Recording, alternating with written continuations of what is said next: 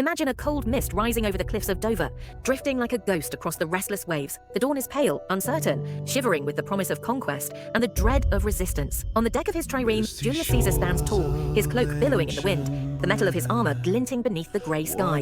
His eyes, unblinking, trace the line where the sea meets the land, this strange island called Britannia, a land no Roman has conquered. Yet, below the cliffs on the wide beaches, dark shapes gather.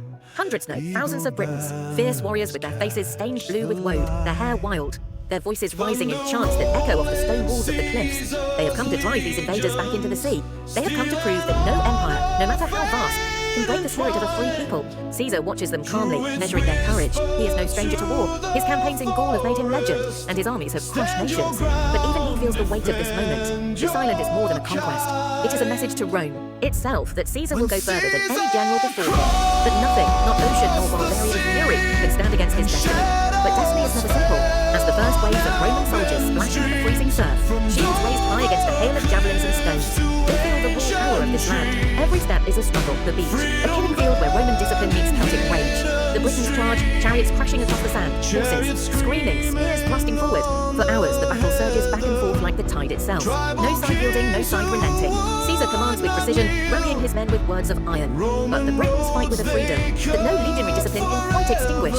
When finally the Romans claim the beachhead, it is not a victory of annihilation. It is a foothold, precarious, earned with blood. In the months to come, Caesar will return to these shores. 2 invasions, endless skirmishes in forests and hills. The Roman standards rising over villages burned to ashes. Yet Britons never truly surrender. Their leaders bend to treaties under duress, but in the hearts of their people, defiance endures like an ember that will never die. Centuries later, their courage becomes legend.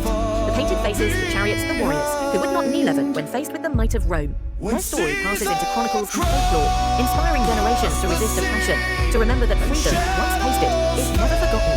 This isn't just history, it is the story of a land that refused to surrender. It is a testament to the truth that empires may rise and fall, but the spirit of a people unyielding, unbroken endures beyond any conqueror's ambition. Imagine that cold mist again, rolling over the cliffs, carrying whispers of the past. If you listen closely, you can almost hear them still. The voices of those who stood here long before us, who knew that some things are worth fighting for, no matter the cost. Watch again and discover the secrets behind this ancient clash. Revisit the faces of the men who dared to defy the world's greatest army, and share this story in the belief that true courage never, only waits to be remembered.